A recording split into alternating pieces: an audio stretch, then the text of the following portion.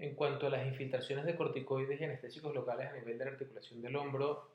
una infiltración a nivel del hombro se tiene que entender de dos maneras. Nosotros muchas veces proponemos la infiltración como un test anestésico, es decir,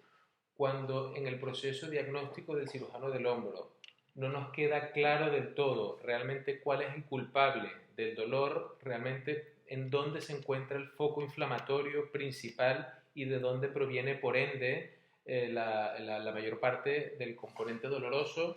nos planteamos nosotros para cribar en nuestro proceso diagnóstico una infiltración como test anestésico. Es decir, por ejemplo, si yo no estoy muy seguro como cirujano de hombro y antes de plantearme una intervención, si yo no estoy muy seguro si el dolor proviene, por decir algo, de la articulación de la clavícula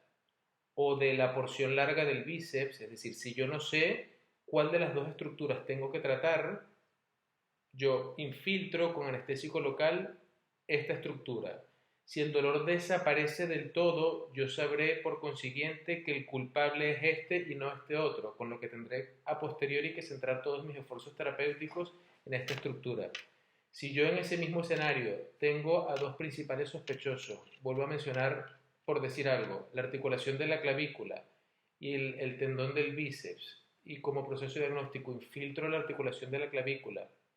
y la intensidad del dolor no se modifica para nada, yo sabré entonces que probablemente la articulación de la clavícula no tendrá ningún tipo de rol trascendental en el componente doloroso que me está refiriendo el paciente. En ese caso, probablemente se ofrecerá una segunda infiltración para el tendón del bíceps, y si el tendón del bíceps deja de doler,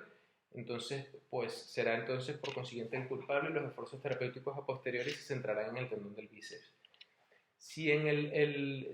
digamos, en el proceso de realizar el test diagnóstico el dolor desaparece del todo y no regresa jamás, por supuesto no nos vamos a plantear a posteriori el procedimiento quirúrgico. Es decir, una infiltración es un test anestésico que a nosotros nos ayuda para entender bien el problema, pero si al final el test anestésico y el proceso diagnóstico se transforma en un tratamiento como tal, pues mira, todos salimos ganando y mejor para el paciente, lógicamente.